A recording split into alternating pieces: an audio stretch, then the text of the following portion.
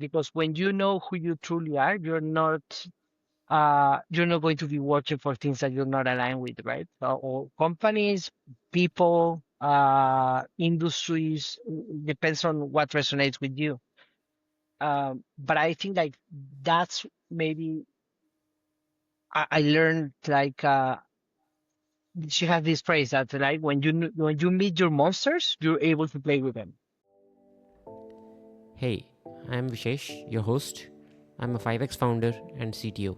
Still building, I also help founders like you ship faster and fix what's slowing you down.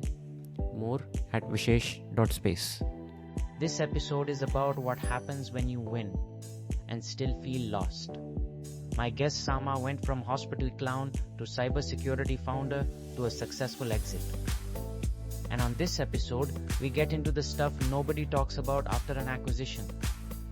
The identity crisis, the scars, the now what. We also unpack his clown mindset framework. This idea that failure is success. Why he's now building AI to keep miners alive in Peru, and the 2 startups that failed before the one that worked.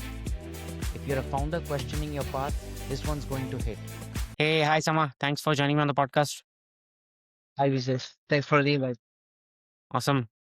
So you are founder and CEO at Misty AI, and you're solving for mining. Do you want to talk a little bit about what do you guys do and what do you solve for your customers? Yes, so at MISTI AI we do vision AI agents for safety in heavy industry, and we're starting with mining, which basically our current focus is using the CCTV cameras that these enterprises have to not just identify objects like a helmet, glasses, or PPE stuff, but also understand the context of what's going on, and based on that, prevent accidents from occurring. And so is it an app? Yes, so it's an app for the safety team in a way, right? It's a software platform that basically gives them visibility. It has like an identity layer that gives them visibility of what's occurring. So nowadays, everyone uses the CCTV when something happens, right? You want to know, like, hey, how did this person fall or how did this occur? But what we're saying is like you're putting more cameras. By that, you have more data, but at the same time, no one is watching that data. No one is doing anything relevant with that data. Oh yeah, that's a good one. So then what we're doing is putting everything together, and then you can ask this platform, this software, this app, basically, hey, I want to know like every time that someone felt today. And then you have like the short clips from all the cameras that you have installed on that specific thing. But then you can also find like, different type of insights to prevent accidents, right? Like patterns of people. Usually, most of these accidents occur because of behaviors. So you can actually watch like who's having risky behaviors at the work. And like, why did you start with mining? Is it because that heavy industry is more accessible to you where you are? Yeah. Yeah, it's a little bit counterintuitive to tell you the truth because it's harsh conditions, low connectivity, dust. So complexity is high in this industry. But the reason why we're studying mining is because after 7 years in London, I moved back to Peru. Here in Peru, mining is the largest industry by far, moves the whole economy. Just to give you an idea, similar in Chile. So between these 2 countries, they do 40% of the copper worldwide. So when I moved back to Peru and I start for curiosity, traveling, learning about the industry, and unfortunately there was a huge accident that occurred in latest at the end of April, and that kind of like pulled my curiosity into safety. And when I started digging on it, I realized that safety was crucial. Right, the head of safety reports directly to the CEO or the country manager, and it's super important because of the penalties. The regulations are high, the lawsuits that come from people that have been accidents is high as well. And third is downtime, right? They make money by moving air, basically. It's a commodity. So if they need to stop because of an accident, they could be losing millions. So for those 3 reasons, it was super important. And then when I realized, okay, how are they doing things? I found out that there was not much tech in terms of AI. Right? There are a few of them that were taking pictures with an app to report that something could be risky, but it was nothing else than that. Then I came with this idea of like, how about using the infrastructure, the CCTV cameras that they already have, to understand context. I give them those insights to do two things, right? One, send them alerts in real time when something happens. So the response time is way better. And the second one is how to prevent accidents, right? How can I find these patterns of potential accidents before they occur? Because someone is crossing through these huge pipes to get faster from point A to point B. But no one is watching him, so he keeps doing it. But at some point, that will end up in an accident. And so, like, what stage are you guys at right now? Are you already running pilots? And Yeah, so we're super early stage, pre-product, I will say. We incorporated the company in mid-October. Right now we're going through the demo and the MVP, right, for the POCs. We closed 3 POCs before the first line of code, which was a good validation of the need. We started with a deep focus on mining, but one of these opportunities came from an oil and gas company. So that's why we say heavy industry in general, right? Like this could be applied to any industrial company, to tell you the truth. In a way, many of the competitors that are out there in the safety aspect, they're industry agnostic. They don't focus too much in this industry. I will guess because I don't have data to back me on this, that it's because of the harsh conditions. So it's way easier to do this at Coca-Cola or Procter& and Gamble or consumer and packaging goods that have the industrial side. You have good lights, good cameras, everything in order, kind of to track and prevent accidents. And it's important, but it's a different game to what we're doing, right? Our play is not going to do safety industry agnostic. It's more on the vertical aspect of heavy industry. Right? Our vision long term is that 10 years from now, everyone will be talking about autonomous machines and robots the same way we're talking about AI nowadays. And when that occurs, more important than any robot doing a task is making sure that that robot is not putting anyone's life in risk. So how can we become the safety layer in heavy industry where there are a lot of accidents and a lot of issues? and so, how do you like? You're obviously not from this industry. You have a background in cybersecurity, and we'll go into the background a little bit in a bit. How did you find who to sell to, and who do you sell to in companies like these? Yeah. So my background is not actually in cybersecurity. That was what my previous startup was doing. So yes, I had to learn. But same as when I started that company, I didn't have any cybersecurity background or any developer tools background, right? And we were in the intersection of both. So I'm a generalist. That's my strength and my weakness. But I'm really good at finding patterns, doing business, doing insights, right? Kind of like making it work faster in a way. That's strategy.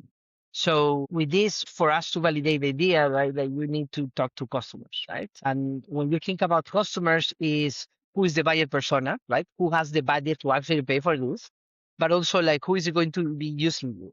And what I realized with by doing a little bit of selling cybersecurity before to engineers, to software engineers, which was a whole different game, is that in other type of industries, traditionals like mining and heavy industry in general, usually they focus on two things, right? Is your solution going to bring more money, or is your solution going to save me a lot of money, right? So reducing cost or increasing the revenue. And that was hard to say with cybersecurity because it actually is reducing the cost if you get a penalty, but they don't feel it until they have a penalty. So it's perceived as a vitamin, not as a pain pillar. So, and the same thing would happen like when I found this opportunity with safety, it was like, hey, this is interesting, but am I increasing the revenue? Am I reducing the cost? And then that's when I realized like penalties are quite high, regulations are quite high. Like if an accident occurs, the whole industry and the countries raises the bar to try to avoid other mining companies or other heavy industry companies to make the same mistakes and have the same accident. So penalties, I mean, and they have a lot of penalties. So it's not like cybersecurity because it's a risk environment, so there's always accidents. So they always get fines, they always are involved in lawsuits because of different reasons, and they have this urgency for reducing the downtime, right? So it was more on okay, how are we reducing this type of cost by letting you work like basically without accidents, ideally, right? But and then going back to what I was saying, like the buyer persona, the head of safety of this industry is report directly to the CEO or to the country manager. So they have their own budget. They kind of like sit in front of the person running the show, let's say. So they have the freedom and autonomy to invest in these type of solutions, like fatigue solutions, to make sure that no one is falling asleep, and things like that. That's basically how, without previous experience, like I start kind of navigating, right? Talking to safety folks, talking to people in the industry operations, because at the beginning I was more interested in how to make this industry more intelligent with AI and new technologies. But then when I found this problem, it really resonated with me. So it's like, hey, potentially we could save lives. Like this is a problem that I could be involved like for 20 plus years, right? Hmm. So trying to navigate this landscape that we didn't have experience. That's how we ended up kind of like identifying the key personas.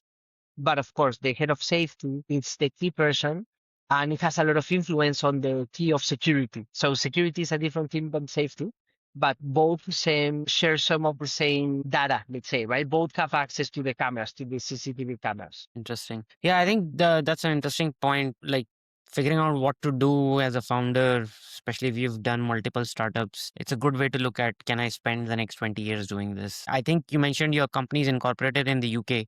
How is the team set up? Yes. So I started navigating the mining industry by myself. But then when I was kind of thinking about potential solutions for the problems that I was seeing in safety, I had a catch up with Jalash, my co-founder. So he's originally from India. I met him back in the UK because both of us got the tech talented visa. And there's a really good community of people that were born outside Europe, but that work in the digital space in the UK. So, and he has done all his life basically computer vision and well, machine learning, now AI. So he worked for a few years in a company in Japan. Then he worked for Samsung for around 9 years in South Korea. He worked for a defense company in the UK. And for the last 5 years, he had his own startup doing computer vision plus AI for health, analyzing helping radiologists basically to do that better. So when we start discussing about the potential solution for safety using computer vision plus AI, and we knew each other from 2019, so it made sense to try it out. We decided to date a little bit before incorporating the company. Yeah, and so far it's been great, right? The guy, we're on the same direction, same commitment, full time, obsessed with this and how to do this better. For now, it's just the two of us, right?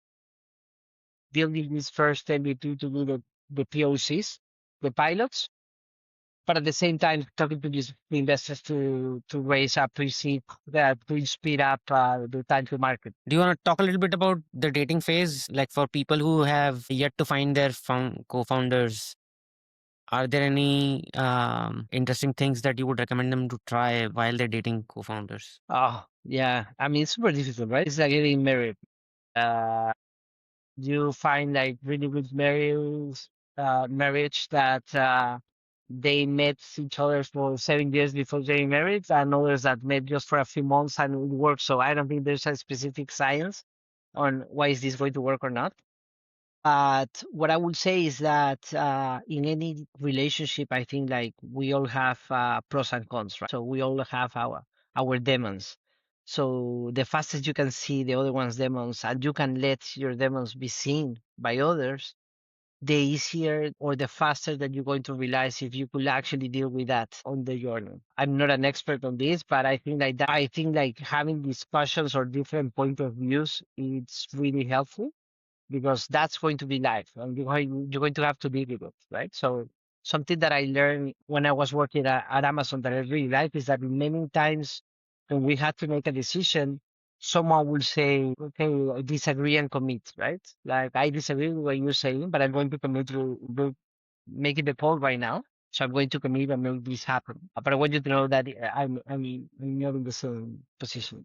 So this depends on the culture and the region where you're operating, or where the worker or your co-founder is from, right? Because in some cultures, like you cannot say I disagree and commit, right? Like that means that we're not aligned and we need to be aligned. So I think that depends on the context. But in general, it's really good to say like, okay, I don't think the same, but you're making the call. Let's go with it. Like, let's try to make it happen this way. Like worst case, you have this double way door, right? Like you can always go back and repurpose. There's always going to be learnings. most of the decisions that we make, we can go back and do it again and rebuild it, right? Like, but you will lose more time if you don't do anything, or if you try to satisfy everyone all the time saying like, yeah, that's a great idea when you don't think that. Those are the few things that I think are important when you're dating with someone, to see like, hey, can I actually live with this person and go through the difficult times that we're going to go through, because that's part of the journey. And while we do that, like, don't miss out the north star that we have. So usually, like, for me, one of the most important things are going to be value. Sorry, yes, I mean the values that the person has, right? Like, is this person honest? So at the beginning, I don't mind like paying for stuff. Like, I don't know, we need to subscribe to Google Workspace. Okay, I will pay for it. Then, if it depends on the conversations that you have, right? And the economy, of course, of the founders. But then, if that person is never paying, or is not going to pay me back half because it was a co-investment, or yeah, like any bad scenario that could occur around that, that's good, because it's giving me insights of like, okay, how is this relationship going to work in the long term? So I don't get try not to get trapped in these small decisions. It's all about moving fast. That makes sense. The two mental models you shared, a lot of people I talk to from Amazon do talk about those models, the one way, two-way door, and disagree and commit. Yeah, really cool. And so I have met a few founders who are clowns, but you're the first clown who's actually become a founder. How did that happen? Yeah, yeah. So that was a long time ago. Still, I mean, well, actually, this year I went clowning as well with my red nose and everything. But when I started working at IBM long time ago, I was an intern and I got hired. So it was my first proper job. Hmm. I went to see an improv show. So it was, and I fall in love with it. I found it fascinating how people were creating stories basically without any type of tools, no script, no anything. And I started doing a little bit of improv, thinking of how can I present better at my work, right? In my meetings in IBM. So I started doing a lot of improv, and I started getting better. And then I was asked if I wanted to join like one of these shows in a theater. So I was presenting myself in the nights in some theaters doing improv. That was my nightlife. And a lot of people in that space start telling me like, hey, you play as a clown, right? You have a lot of a clown, like your humor is super clown. And, like, I have no idea what a clown is. And then I was told that like there's one of the best, I would say is the best actually clown, let's say professor or coach here in Peru. Her name is Wendy Ramos. And she was doing this workshop of clown. It was just 3 days, basically immerse myself during these 3 days in the clown life to try to understand why everyone was saying that, and realize that in improv you always solve. When there are hard situations, you're always solving, right?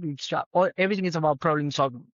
And within the clown is not that, right? Like when you have a problem, you face the problem, then you show your vulnerability, and people laugh when you fail, right? So the success of the clown is when you're failing. Like if you fall, people will laugh at you. And then it's like having the courage to share that I felt and how I feel, right? And people will laugh at my feeling, or like if I am ashamed because of that, or if I'm angry because I didn't want to fall, or whatever is the case. But then I realized that even though they were similar, like it was super different at the same time. And that kind of like got me hooked into becoming a clown, right? Studying more, start going to hospitals. Patch Adams, the one from the movie, All right. the real one, right? So, but I also presented myself in the theater, or going to prisons, to different type of social environments as a clown, right? Even to offices. So that's how I kind of got hooked with the clown work. And at some point, I dedicated too much about that, but I was missing the business part.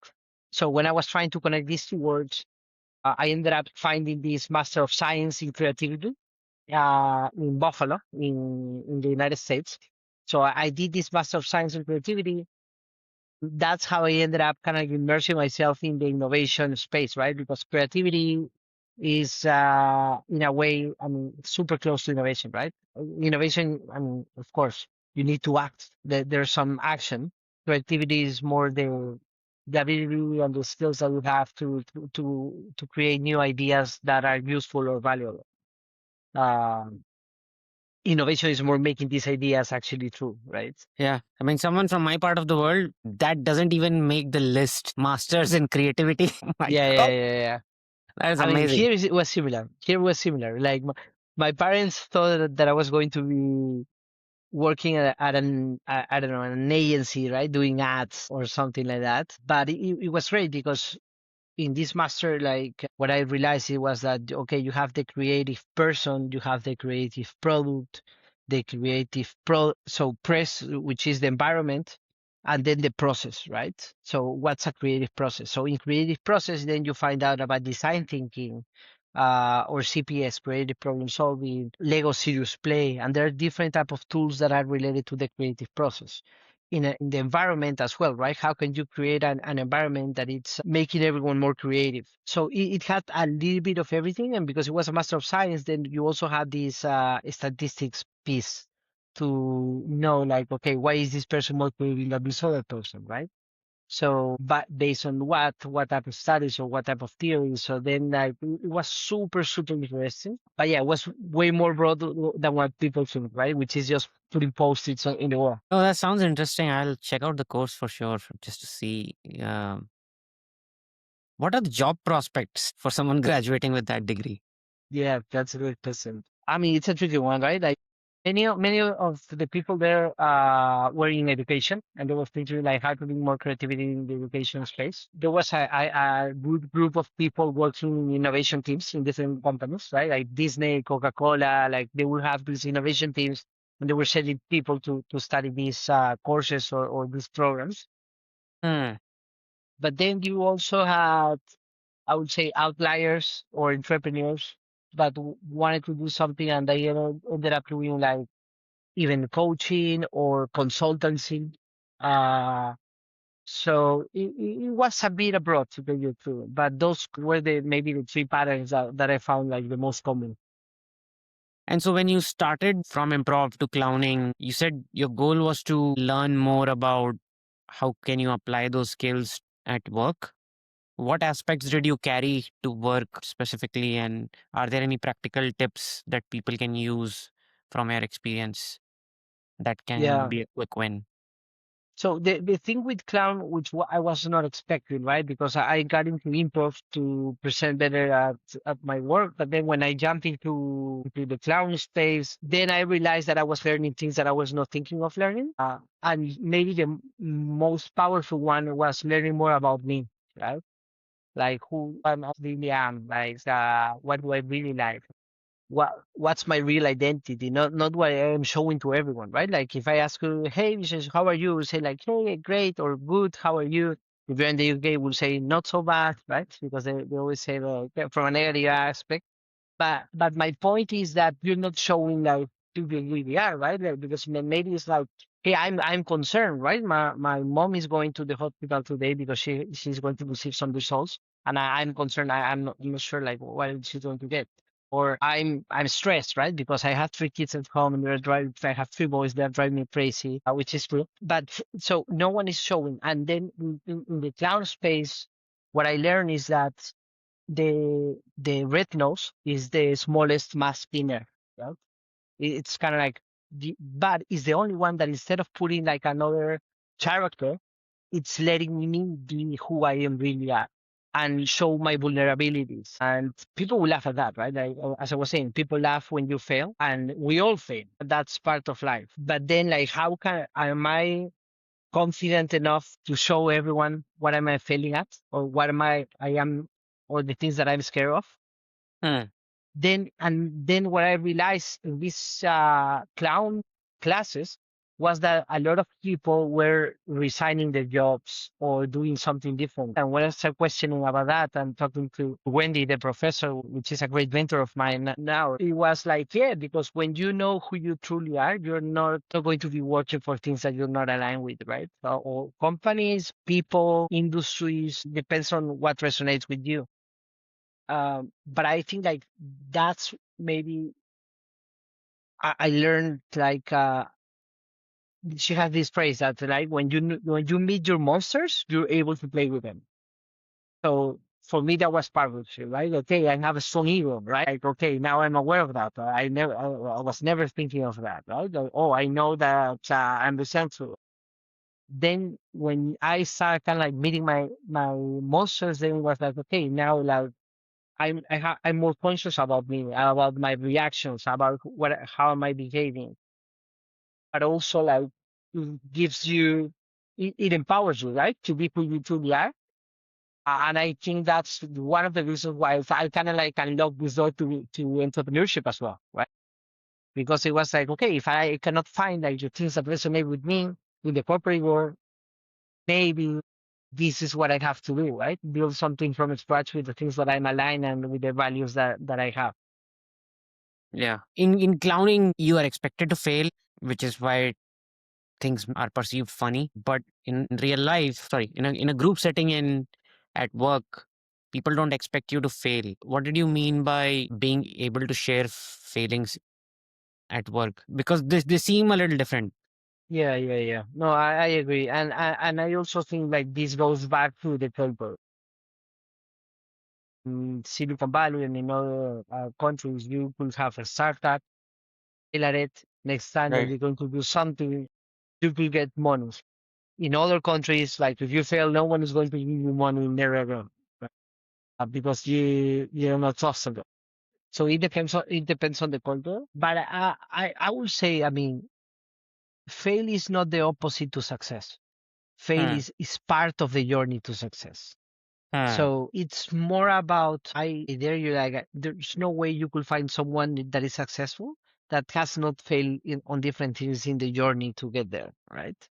So for me, it's more on yes. So in the clown, you embrace the success. The success is when you fail, right? So when you fail, you show it, people laugh, that's great, and you keep the story going. In life, as an entrepreneur or even in a corporate, like if you fail, your reaction tells more about who you are than the failure itself, right?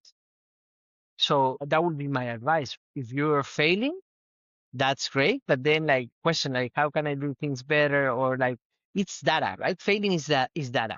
So what can I do with this data? Maybe I failed because I say this year, right? Or maybe I failed because like this is a teamwork and no one is in the team is aligned. So the problem is not me or is the results. It's like how are we? It's the process maybe or the environment, right? So it's not finding like what was the reason, but it's for me it's the data points that then with that data you can make the right decisions. And so after you graduated, you started two other companies before starting Boxee HQ. Like what were those startups and why did they fail? Yeah, so I would say maybe all my life I had like a, different ideas for ventures that I did, but it's always been back and forth between getting a job, doing something, getting a job, doing something. When I finished my master's in creativity, I ended up building my own kind of like consultancy Hmm.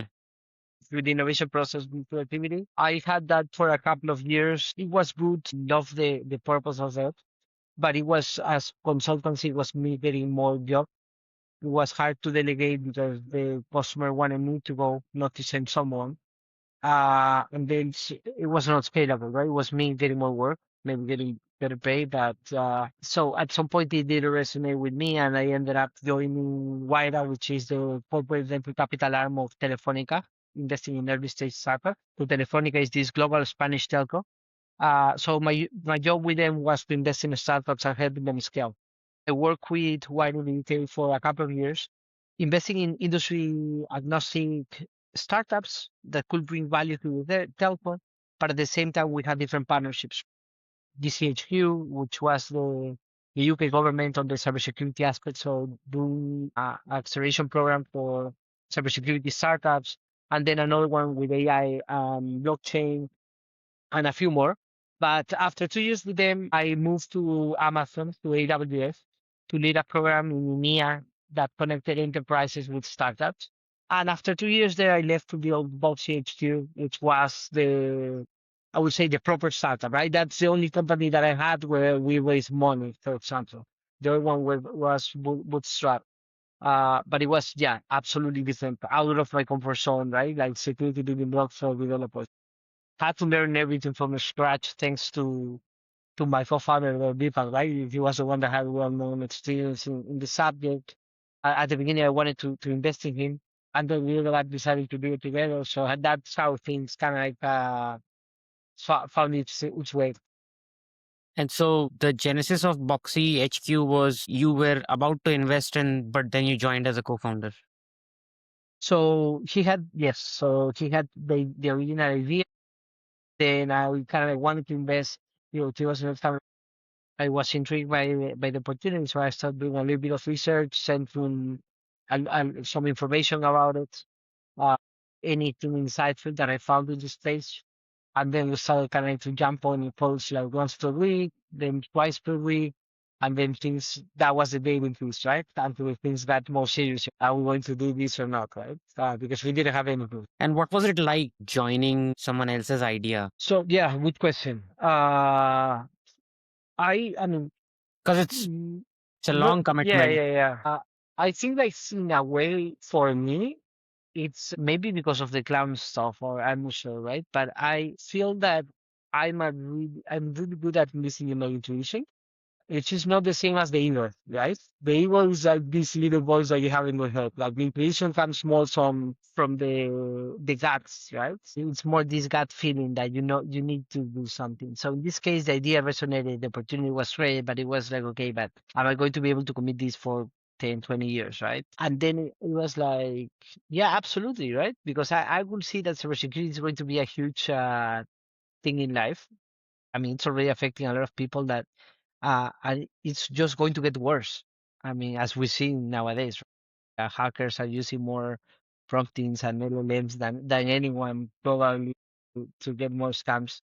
Uh, I, I, I I mean, so I grew up traveling. My father was in the Air Force still in Peru, so we always had to travel, and everything was around defending the country, right? Like from any potential risk. But then what I realized was like, okay, and I was really obsessed with defending things when I was a kid. But then it was like, why I need to defend a country like if I could defend the whole world, right? From bad guys. So I think like in a way for me, that's how it resonated with me. At the beginning, I was not thinking of this. It was more intuition of like, hey, this is something that I need to do. But then it was more of like, yeah, absolutely, this is a huge problem, and I don't mind spending my time if this is going to help people with different type of things, right? Not just from the security aspect, but also like this is going to help early stage startups to sell to enterprises because when early stage startups that are doing B2B SaaS, they plan to sell to an enterprise. The enterprise will say, hey, you need to be compliant. You need all these features. They don't have it, and we're giving these features out of the box, right? And open source, which is all about community, right? So that's how I think like, even though it was not my original idea, I was deeply committed to it because I felt it resonated with my values. And so you guys had an exit with Boxee. Did it feel like winning after the acquisition, or was it something else? Like, and how did you Yeah, deal with life post exit? we had good runway. Company was doing well.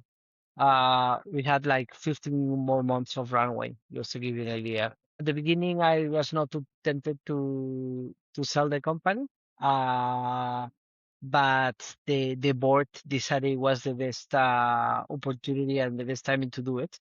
So that was okay. I ended up negotiating my way out to build something new instead of staying for a few years. I felt that with this AI wave, there were many opportunities for me to do or to try to catch this wave. There were things that I needed to be out there finding for something instead of just staying and doing sales, which was basically what the company needed from me. The company that acquired us, though. So with all of that, uh, I think that the beginning was good. I didn't want to sell, but it was a good feeling that at least we were able to close the loop, which is always great. It was not, I mean, it was not this huge company that I imagined at some point, but it's always good to close the loop. Super grateful for the team, right? For being able to work with my co-founder there, with the rest of the team. So I was truly grateful the experience with them, but also all the learnings, right? I didn't have any previous experience in cybersecurity, developer tools, or anything like that. And then it was this uncertainty time of like what I'm going to do next, right? Like, what do I want to do? And that extended because I thought it was going to be 1, 2 months, or maybe just get a job on something that resonates with me. The right job for me didn't came, so it was not, I never found like something that really resonated. A few things that I might have explored, but it was not for me. But also like intuition was like, hey, I need to do something in mining, right? Like this is I mean it's not it's I mean it keeps hunting me, right? Like I need to do something here. So that's how I ended up immersing myself and basically spending the whole year learning about this industry that I didn't know anything before that, right? But it was a great journey in general. So really grateful for having that opportunity. We had a company for nearly four years, a little bit less. But yeah, great experience. And so when you started getting to know about this industry, the heavy industries, where did you start? Did you already have a network of people who you could go talk to, or did you start knocking strangers? Yeah, great question. I would say knocking strangers, Hmm. but then I quickly realized that because it's the main industry here, it moves the whole economy. Right. Like if I ask friends, they will know someone. I didn't have friends like working in mining, but I had access to that network in a way, right? So at some point, when I realized that, it was like, oh my God, like I've been reaching out to people out of the blue, like, just to catch up and learn more about.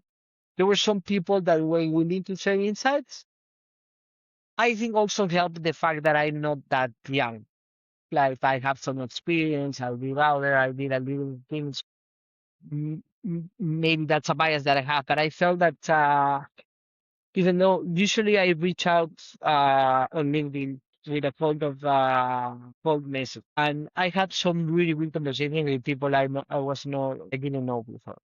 Hmm. But the POCs came not from my network, right? Which is a good validation that there's an opportunity here. It was more like two of them were cold outreach, and one was like a friend told me like, hey, I know someone at a mining company, but different role, right? Like, if you could do an intro just to learn more about the industry, that would be great. I would invite them to the coffee. And then on that conversation, it's like, oh, I'm thinking about this for safety, right? Have you seen anything else? It's like, no, but let me introduce you to the guy from safety. Right? And then on that conversation, it's like, hey, this is what I'm building. Like, what are your thoughts, right? So my mindset has always been aligned with instead of product development, I need to focus on customer development. So customer development is getting the learning from them before I build the product, right? You could spend like 12 years building something and then no one's using it.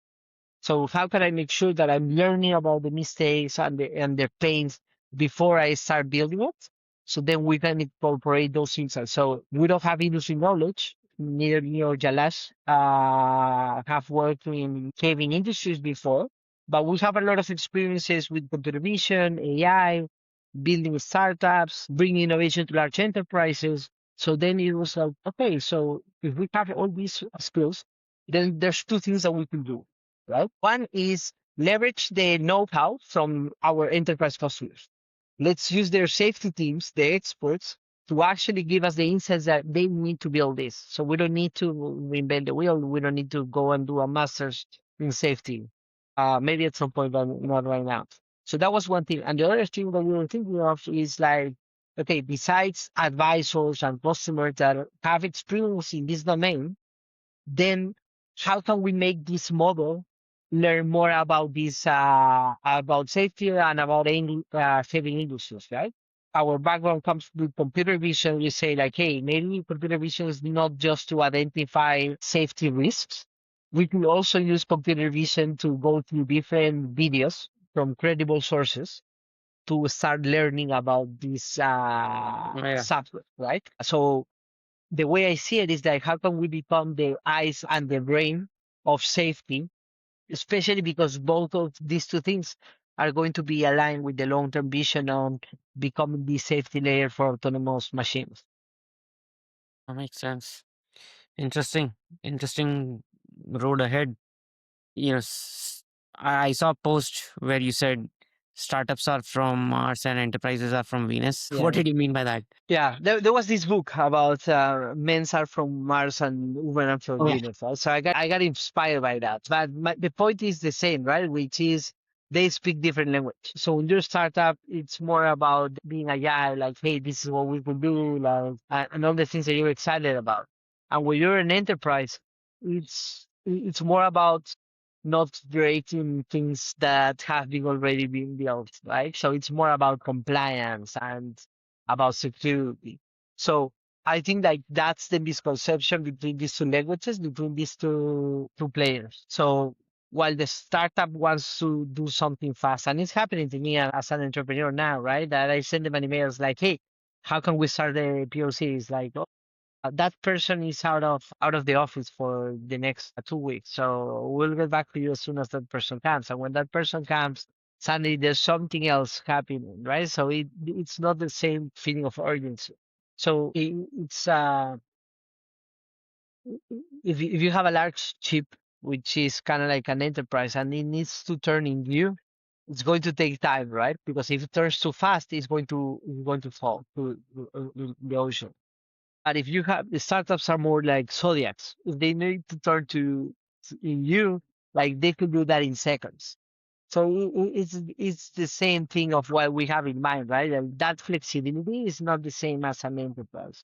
So that article was more about that, right? Like understanding how enterprises behave if you're a startup, if you're an enterprise, how startups behave, and then how to try to speak in their own language. So, for example, I know that if I tell my potential customer within an enterprise that is dealing with procurement, with legal, with different type of people, on my side is just me. For me, the job to speak their language is like, hey, here's what the legal team will ask. I already did all the Q&A for you, right? Here's what the procurement team is asking. I did that for you. So it's more about behaving as an extension of your customer within the enterprise to help them deal and navigate through all the things inside. I guess for first time founders, as soon as they get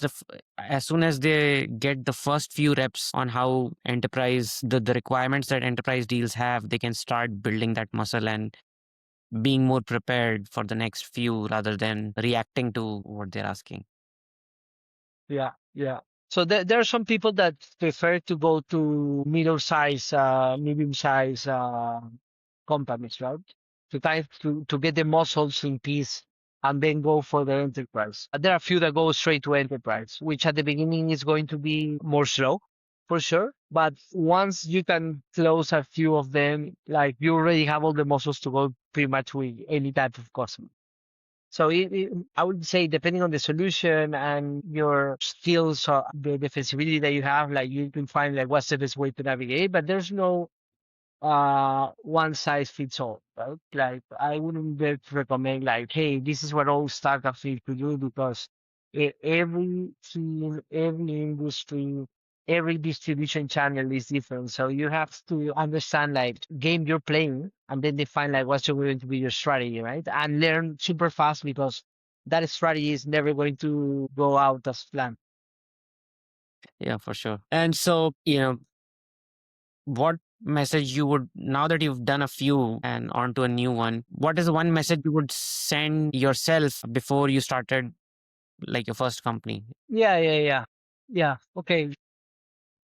I would say, I mean, enjoy the journey, right? Hmm. It's all about the journey. Don't think of the outcome. Outcome is never going to be as planned, Yeah. but the journey is always going to make it worth it. And as a, like, I mean, that's a phenomenal goal to have, I think, or a attitude to have as a founder. If you can stick to that, the journey becomes a lot more fun. But at the same time, you're a dad of three, you have a family now with Misty. How do you keep that outlook while making sure that, on the family front, you're not letting them down financially? Yeah, I think like financially, course, right? The If you don't have that peace of mind with the financials at home, it's going to be hard to sustain in the long term something. But the positive side of it is that you have this fire within you, right? That you need to make it happen because your family is depending on you. Something that I heard a long time ago is that stress is a privilege, right? If you're feeling stress, you're privileged. There's a lot of people that disagree with this, and it's okay. But for me, it's more about asking, like, okay, why am I stressed, right? Oh, it's because I'm not making too much money because my startup is not selling too much, right? Okay, but you decided to do your startup, or like where you push it, they didn't have any. Depending on the each context, it's all about the perception and the narrative, the story that you create on your reality. So for me, it's more about, okay, I'm going to use this as fuel to make it happen, right? And something that I always remember myself as well is that when I'm going through these difficult times in general, right, in life, because life, same as entrepreneurship, it's a roller coaster, there are ups and lows. So when my wife in the past have asked me, Che, why do this again and that instead of just finding a job, having your days off, your vacations? And for me, it's about walking the talk. What would be my advice to my kids? If one of them come at some point and say, like, say that, like, I'm not happy at my work, like, I hate it, right? I would love to start, I don't know, like, this business for, I don't know, toys for puppies, whatever. What I would say is, oh no, you need to keep working on the work because you're now a grown up and you need to keep doing. I would say, like, you know what, like, go for your dream. Like, if you want to do that, like, go and build the best toys for puppies in the world, right? Or whatever your dream is. So how am I going to say that if I was not, I wouldn't have the guts to be it myself? So that for me is kind of like part of the mantra, right? Like if I will advise something to my kids, I need to do that. There's no way I only was the top. Makes sense. Um, any parting words to founders in the heavy industry? What's the one lesson from the last year that you would think anybody in the heavy industry could use? Well, many things, but let's say like this is an old industry in a way that it's not too proactive to change. Like no one is thinking of how can I innovate things because in reality they are making money the way they are doing things and pretty profitable. But I would say same as there's all this movement and consciousness on ESG and making it more environmental friendly and how to damage less the world. Like there are many opportunities to make any business nowadays, not just heavy industry. Right? With AI or with all these tools that we have, we can make any business more intelligent, more profitable, and do things better for society at the end. Because I think like the best businesses in life, I mean, they have an impact in the customers, but also in society. If we want to be aligned with that, and within itself, because new generations, they don't care about working for someone in the 9 to 5. They care and they value more other type of stuff. So I would say embrace the tech and the tools that we have nowadays to make things better in general, not for your just for your job, but for the company, for the society. That's a good advice. All right, that was it. Where can people reach you and find more about Misty? Yeah. So right now we're just basically using LinkedIn. So Misty AI, MISTI space AI. Also my email is sama at mistyai.com. So feel free to reach out if you want to chat about anything, right? The startups, entrepreneurship, or more specifically about mining, heavy industry and safety. And thank you so much for the invite. I'm not sure if I mentioned it, but Jalal, my co-founder, he's from India. So we would love to do some businesses in India soon. Hopefully that we will make that happen. But yeah, right now talking to a few angel investors from India as well to see if they're getting around. So happy to chat to anyone interested. Awesome. Yeah, yeah. I have a few folks in my network that might be a fit. Let me dig through but yeah, thanks for joining. And it was great having you. Great. Thank you so much for the invite, Vishesh. Have a good one. If you found this valuable, you can subscribe to the show on Apple Podcasts, Spotify, or whatever your favorite podcast app is. See you in the next episode.